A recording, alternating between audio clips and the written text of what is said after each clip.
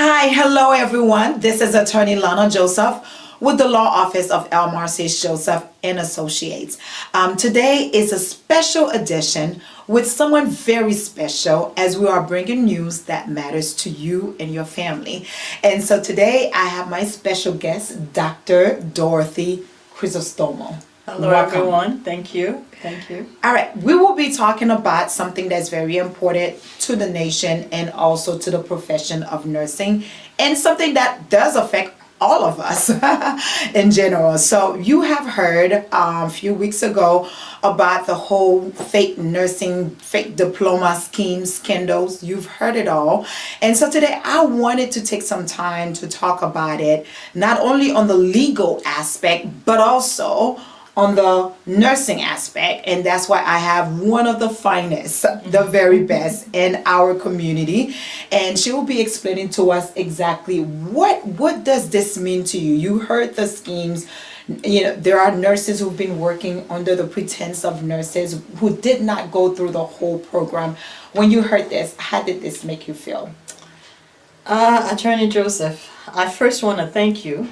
And I want to thank the public for allowing us to have this discussion, because it doesn't only affect our profession, it also affects our communities. And so I want to thank you for bringing this to the forefront and seeing the importance of communication, of transparency, of togetherness. And because of you, we are here able to have certain discussions with the people and bring some light and bring additional information that may be helpful in the future and for now. As for us, it's been very difficult and very shocking, because we know that the hard work we put into our profession, this is the 21st consecutive year that nurses have been honored with the privilege of being the #1 trusted profession. Wow. #1 trusted with integrity, with honesty, with the people. Right. And so we are flattered that people want to become nurses and Right. that they would go to that extent Right. to do this. But it's sad because we are dealing with lives. We are Right. dealing with mothers, fathers, children, uncle, aunts, cousins. We're dealing with communities. So it makes it very hard. It's heartbreaking. Yeah, and also to give you guys a background is that Dr. Crisostomo has been through the whole process of nursing. Started, if you can tell them a little bit about it, because I think it will be very good to understand when you make this kind of comments, where it's actually coming from. Yes. So as for me, I started in the medical field when I was in high school. They had a program called HOSA. So I was a certified nursing assistant while I was already in high school. Then I went to LPN school.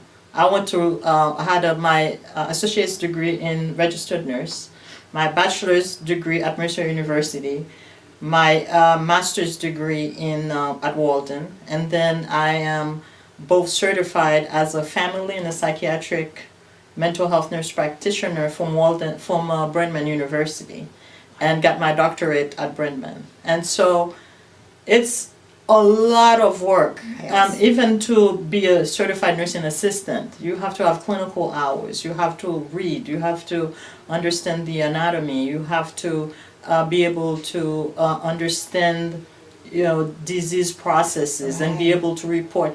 So that's at a CNA level. Now we're talking about a registered nurse LPN level.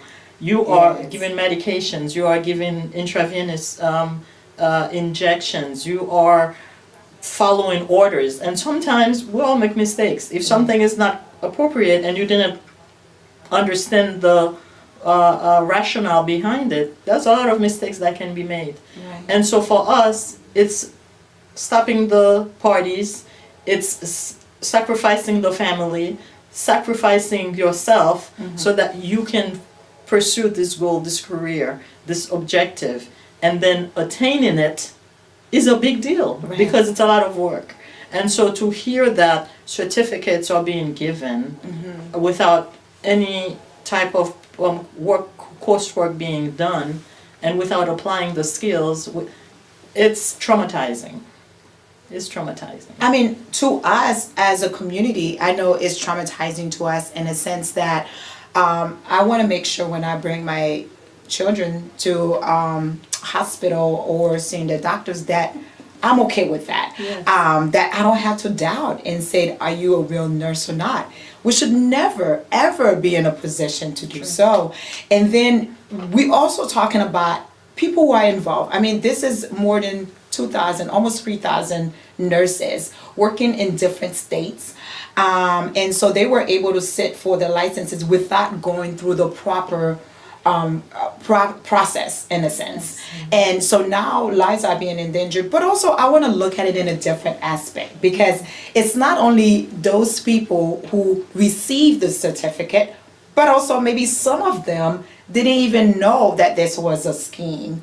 Maybe they didn't understand the whole full process, because so many of them are, foreigners. Maybe they don't understand the whole education, but we're also looking and need to hold accountable those who were at the forefront of it, the perpetrators, those who had the schools who could have done something good but decided to lead others astray in that sense. And so we need to be looking at it, because some of these people might be victims in a sense. That is true. That is true. And I feel bad because, you go to a facility, you're probably expecting that here is your course plan, here are the objectives, here are the steps, here's graduation day, something to look forward to. Right. And so if this process was not followed, I feel bad for those people. But at the same time, I know that, our legal system, you being one of the people that advocate for us to be aligned properly. I know that I believe that the system will do the right thing, and that these people will be dealt with appropriately, because I feel like the nursing profession has been victimized. Yes. And I want people to be sure that it's not nurses that did this. It is other people that are not in the profession that want to become nurses. Right. And so one thing that I would like to not happen is for us to keep sharing the same thing. Because we're making it worse for our profession, because nurses didn't do this. That's true. We have fake people that did this. Right. And we have people that may have had either greed or desperation that have gone to this path. Right. Nurses are victims. And so I trust that the system will provide the appropriate outcome for us. And I know that many states have been taking this, holding them accountable. I know in Delaware they have pretty much about 26 licenses. I know in Washington State, some of the licenses that were applications that were pending for licenses have been canceled. And you have in the great state of Georgia, where we had about 22 nurses, and they sent out, the board sent out letters with the intent to revoke these licenses. And so states are taking actions, making sure we're holding people accountable. And I know there are even some states that are asking maybe they should be prosecuting, charging the fake nurses. But then again, like we said, some of them might be also victims through this. And so we have to look into the full details of everything. But one thing too, if for anyone who's been involved, or a family member who has been involved in this scheme, so if they are receiving letters from the boards requesting surrender licenses or requesting meetings, definitely this is a time that you want to reach out to an attorney. You want to involve someone that can represent you, because there could be more into it depending on what was said or not. So I want them to be informed in that sense. And everyone is being part of this. So many people are victims. So then we want to make sure that we're making the best out of this. So now, what is your advice to young kids, or maybe people who want to go to nursing school? What is the advice for them? The advice is the nursing profession will always shine. Yeah. Nurses are strong. Yes. We are resilient. We are brave. We are professionals, and we are compassionate. It is a beautiful field to be in because there are so many different avenues you can be as a registered nurse, as a nurse practitioner, as a doctorate of nursing practice, as a LPN, as a certified nursing assistant, and so on and so forth. Take the path and do the right thing. Nursing pays well, but not just the money, it's the reward that you receive from knowing that you took care of somebody and you left a mark. Right. You made an impact on that person's life. And some patients, clients, they remember. Right. And let's continue to promote nurses in the bigger light. Right. And this profession is a profession that you have for life.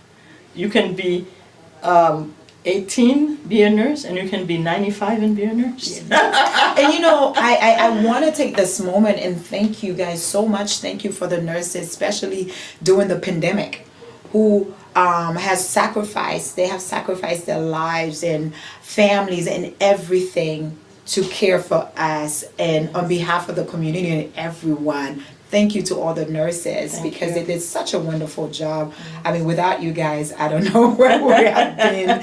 So thank you for that. But, you know, one point that you made is, you know, there's, it's a great profession. But do you think that maybe the money that comes with it? I know during the pandemic, so many people like traveling nurses and people bragging they're making so much money. So, and of course, there's the shortage of nurses. So do you think that has something to do with maybe the scheme that probably propelled this, or? Absolutely. Okay. Absolutely. I think, you know, again, desperation, need, but that doesn't replace the fact that this is wrong. There are nursing classes that people can take within 2 years to become an RN. Right. Take the right steps. Right.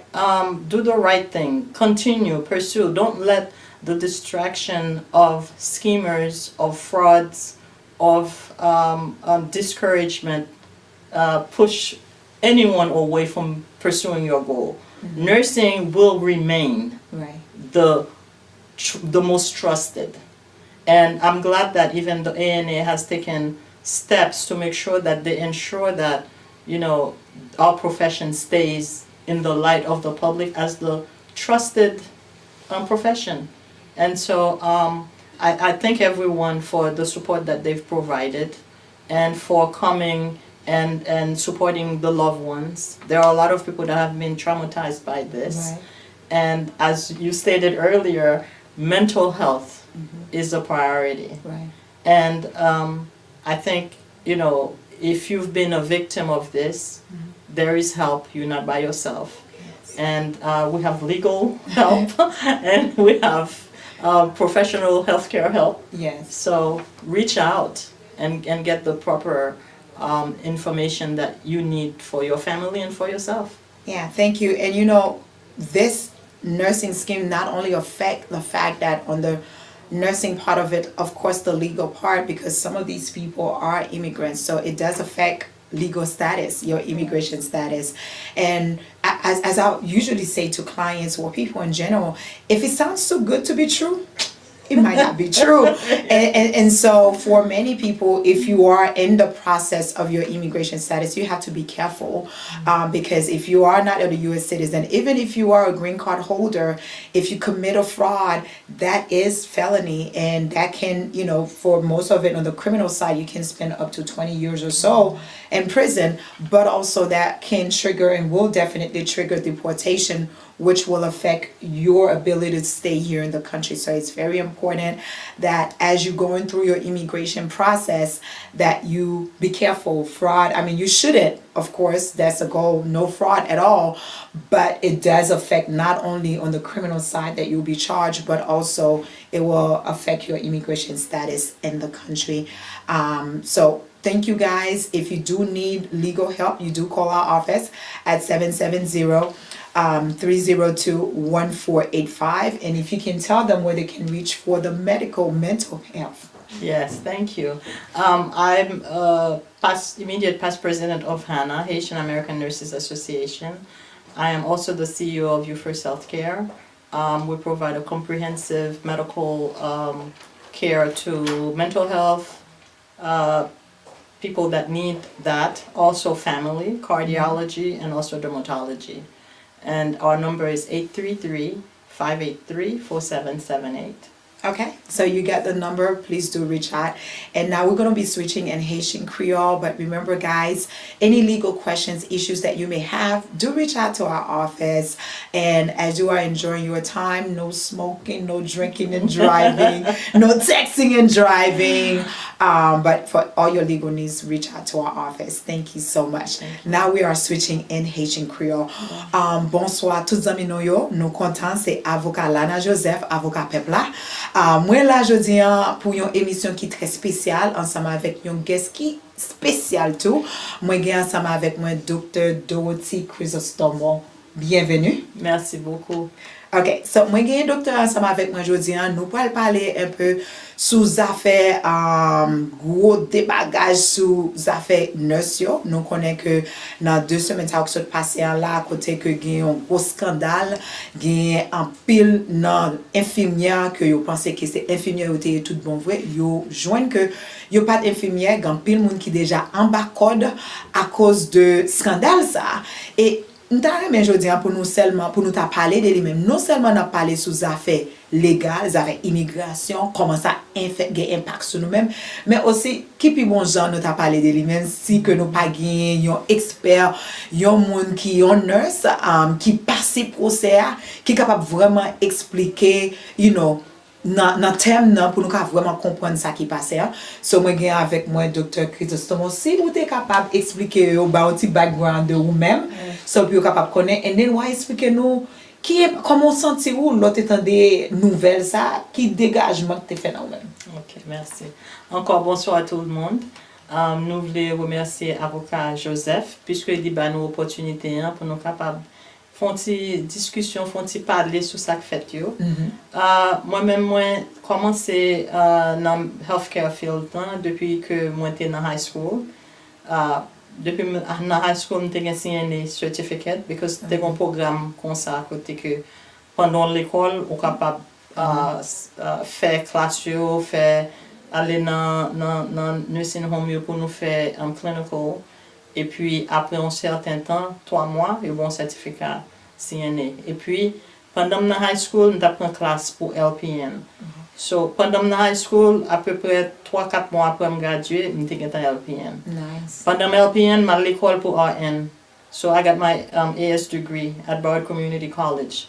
Après ça, je suis retourné à Georgia. Non, Broward Community. Je suis Georgia. Dans Monsieur University, je prends un bachelor's degree. Et puis, Walden University, je prends un master's degree. Dans nursing? Dans nursing, oui. Okay. Et puis, moi, c'est nurse practitioner dans psych. Et puis, c'est nurse practitioner dans family. Et puis, je prends un doctorat dans doctorate of nursing practice. And so, toute vie, c'est dans l'école. Okay. Et en pile monde qui est nurse, c'est comme ça nous commencer. Ou bien si nous pas commencer comme ça, nous connaissons un bon sacrifice pour nous faire. Faut nous quitter famille en la caille. Faut nous quitter party en sous côté. Faut nous prendre livre 24 sur 24. Faut nous prendre test, TEDx. Grand pile sacrifice que nous faisons pour étudier, pour make sure comprendre content. Qu'on est pour aller dans clinicals. Clinicalement pour passer dans l'hôpital, pour passer dans le nursing home, pour passer dans le docteur office, pour passer différents côtés pour capable prendre expérience. Parce que lorsqu'on at least on nurse, registered nurse ou bien LPN, il y a différents côtés pour capable travailler. Donc l'autre on cours nursing ou exposé à tout. Ou d'emblée. Oui. Donc, l'homme temps des nouvelles, là, ça t'a vraiment fait mal parce que pour nous, les gens que nous travaillons dur pour nous arriver côté nous arriver. Et puis, pourtant, des gens qui joignent parce qu'ils ont certains corps.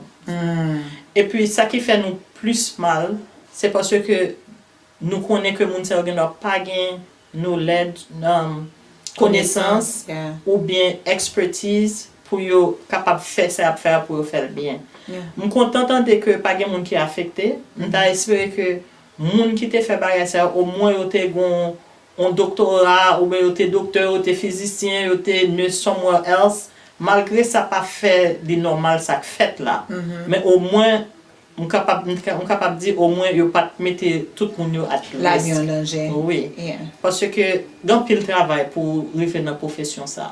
Yeah. Et c'est ça qui est malin parce que you know, en tant que yon patient, yon mon maman, m'ta mais que l'aime pote ti moun mwen à l'an docteur, l'aime même tout mal l'an docteur, que m'pata j'aime supposé à penser est-ce que miss ça c'est un bon miss lié, est-ce que you know, est-ce qu'elle t'a à l'école et m'penser ça un petit genre offensif, like you know, pour t'avoir parce que moi j'ai quelques amis moi qui infimyè, yo dit depuis le scandale ça, si tout scandale là li involve haïtien tout. Immigrant, so deske ou l'hôpital là yo c'est non yo c'est immigrant so gan pile nan patient ou k'ap fait fréquent k'ap dit ou même son bon miskoye son bon infirmière so ça pas fait sens du tout et nous pas supposé arriver dans position ça but malheureusement you know genwa gen nan moun ça que nous obligé garder dans tous les deux gens so nous pas regarder c'est que oui yo même yo pas fait liste classe ça ou ta supposé faire mais moun yo qui en charge là qui en tête là qui te commence à poser parce que yo te gen bon l'école tout bon vrai ce qui veut dire te gen doit bon éducation mais yo trouvé dans yo même pour yo faire magouy yo trouvé dans yo même pour yo faire foub yo trouvé dans yo même pour essayer peut-être explorer moun sa yo point comme exploiter yo point comme nan mais yo and then mettre en position parce que m'gen doit dire que peut-être nan moun sa yo qui te acheté licence sa yo gen peut-être même connaît que ça faire son bagay qui mal. Mais il y a nous-mêmes qui te connaissent. Il y a nous-mêmes qui te connaissent que c'était magouy qui était. Mais il y a quelques petits pots malheureux qui doivent faire venir ici. Qui doit peut-être gagner un petit pièce yo. Il a cherché la vie meilleure. Qui doit penser oh ça son programme qui allait vite.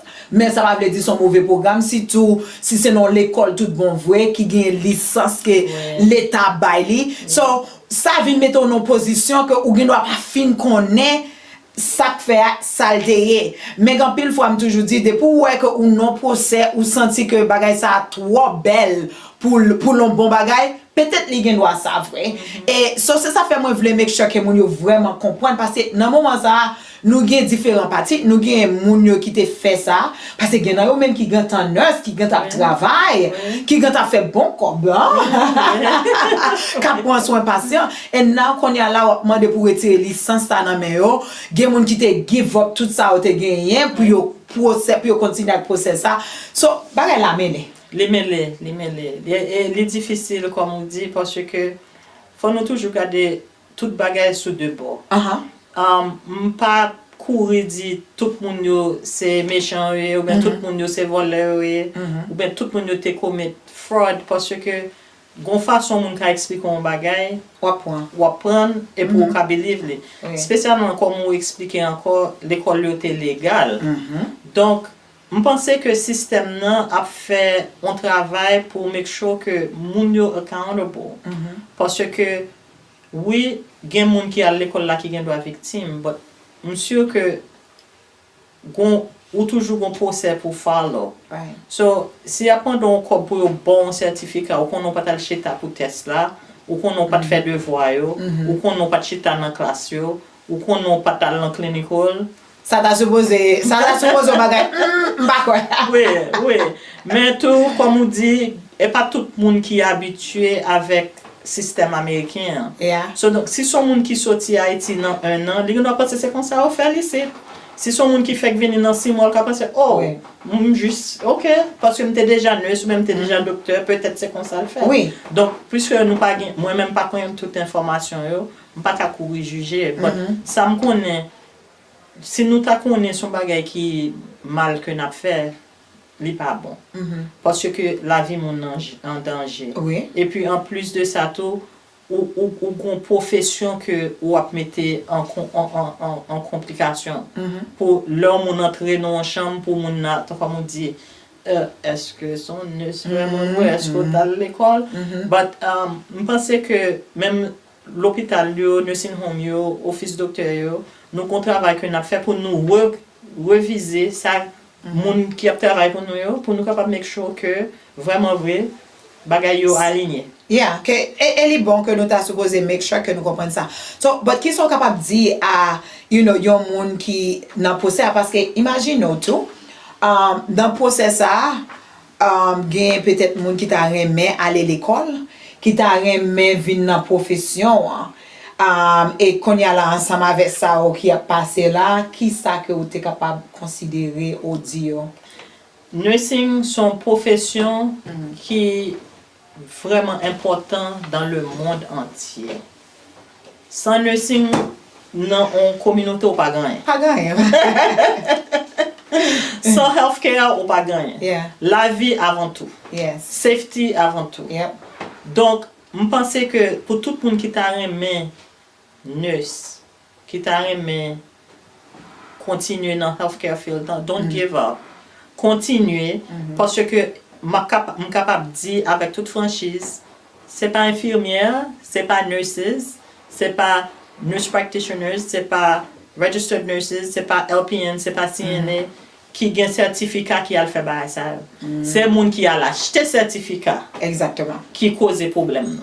Donc c'est pas profession qui bail problème. Peut-être c'est parce que nous ne sommes tellement bien nous dans profession nous tellement bon culture côté que nous respecter côté que yo connaît nous travail dur yo connaît que nous capable gain confiance dans nous gain intégrité donc tout le monde a un nurse si c'est ça vous voulez faire suivre process là faire ça qui doit être là parce que son rewarding professionnel ou toucher bien et puis ou gain patient yo ou gain famille patient yo plus ou gain communauté ou l'on cap garder ou donc cap supporter ou so lorsqu'on nurse son go bailler continuer et aussi tout moi voulais dire merci à toutes nurses infirmières tout le monde qui travaille dans la partie santé parce que pendant la pandémie qui passait là et nous toujours à balancer avec lui c'est que nurses mettaient la vie en danger. Yo bay tout à yo même gen pile nan nurse qui ou bien moun qui nan profession tout qui mettait la vie pa yo famille yo en danger pendant procès ça pour nous même t'es capable gagner soin so moi dit merci à nous toutes qui te fait sacrifice ça yo et nous toujours contents pour nous ouais que nous gagnons surtout dans la culture pas nous en tant qu'haïtiens son bagage que nous toujours nous vraiment pile qui gagne qui grandiose en ce sens parce que even moi-même nous sommes les moi t'ai grandi c'est que moi t'ai toujours là depuis petit peut-être 4-5 ans moi t'ai pensé que moi t'ai voulu on miss parce que me songe maman me dit t'es gagné yon moi qui était toujours qu'on a poté manger bon moi poté me t'ai mes pain en pile là depuis petit t'ai mes pain haïtien et chaque fois qu'on poté pain bonbon pour moi et puis un jour li pas poté pain avec bonbon pour moi me dit oh un jour passé 2 jours passé me pas pain avec bonbon me dit ça gagne comme ça quand elle me dit côté pain avec bonbon on pas gagne pas poté me dit ou pas besoin pain les infirmières m'a bonbon piqué Gene c'est pour ça qui fait m'pas bien m'pas infirmière m'pas mauvais piqué mais ce qui ça montre que dans culture haïtienne nous aimons nurse en pile et de vous dire petit tout c'est yon nurse yo aimé en pile alors on connaît dans moment pandémique là tout avec un pile traveling nurse qui fait en pile comme so m'pas connaît si c'est comme ça moun yo ouais et c'est tout monsieur haïtien yo aimé nurse yo aimé bien comme bébé mon côté au début so infirmière yo connaît au travail dur yo fait un pile comme des poissons monsieur bien gain en pile bon bagay ensemble avec nursing but ça qui est important partie qui très sérieux là-dedans c'est que les mon nurse la vie l'autre monde sous compte pas ou et ou mettez la vie moun en danger so nous souhaitons que nous même capteurs nous prenions information ça yo que pour nous pas mettre tête nous non problème parce que ça qui fait là c'est pas la première fois le fait et c'est pas la dernière fois la répéter. So, ou même ou pas aimer que ou rentrer dans bagay comme ça, dans scandale comme ça parce que non seulement gen prison là-dedans parce que tout le monde ça faute c'est félonie qu'il y et derrière après félonie en tout ou gen peut-être 20 ans prison ou plus et l'on finit avec ça tant pis s'il plaît si que ou pas un citoyen américain ou nan chaud gen déportation et moi toujours dis tous amis si tout les ou nan procès immigration ou pas capable nan bagay l'état ou pas nan magouy ou pas faire ça qui mal parce que quand y a là gan pile nan moun sa yo qui gen doit te gen résidence eh bien non seulement yo pral fin te care ensemble avec yo mettre en prison les ou fini yo pral demander pour déporter yo et gen moun qui gen des années ici qui travail famille pour séparer so gan pile tête chargée so ça fait nous prendre petit temps ça pour nous éduquer ou ensemble avec ça qui est important. Tant prison même, coule café clair. Autant de ça, docteur Chrysostome dit. Si vous avez besoin pour un nurse, li belle, l'argent belle, c'est vrai, mais il y a pile option, il y a pile l'école qui fait bon, qui ba ou accès pour aller l'école, pour capable aussi joindre position pour capable aider moun et pour capable aider famille. So nous pas tavler que nous tomber dans ça qui mal. So si que nous besoin information sous affaires légales et si nous même tout nous dans procès ça, nous recevoir lettre dans main board yo qui besoin parler avec nous chercher un avocat parce que nous pas capable paraître devant eux même comme ça puis pas tout ma connaît non. So n'a besoin aide légale pour toutes affaires légales nous n'a prélé dans office 770 302 14 85 pour nous même qui peut-être on victime et grand pile famille qui victimise avec ça tout parce que yo pas jamais connaît ça t'a passé so nous traumatisés so nous besoin aide sous affaires mentales nous besoin aussi contacter. Well, You First Healthcare is my company, and the number is 8. Oh, ma parle anglais. 833 583 47 78, c'est numéro office là. OK. Oui. So ça c'est numéro si vous besoin pour capable comprendre process sous affaires nursing. Nan sous besoin mental health because li aider ensemble avec ça si tout dans pandémie là, grand pile monde qui gagne maladie mentale. Nous pour nous venir avant l'autre chose comme ça sur ça directement. Mais pour journée jodi nous voulons pour nous être capable ouvrir yeux nous sur tout ça qui passer et toujours dans affaires immigration couler café clair pas gagner affaires fraude et en général dans la vie ça nous venons pas boy ici pour nous défendre tête nous pour un bagay sérieux nous pas venir rentrer dans tête chargée so pinga nous mettez nous dans ça qui mal et songez dans tout process ça yo pas battre monde pas gourmet nous pas ti coq bataille pas mettre tête nous dans problème et pour toutes affaires information contactez nous songez dans cabinet avocat peuple là nous dans bataille pour nous sans point souffle. Sans point souffle. Sans point souffle. Merci, bonne journée. Merci. Merci en pile. Merci.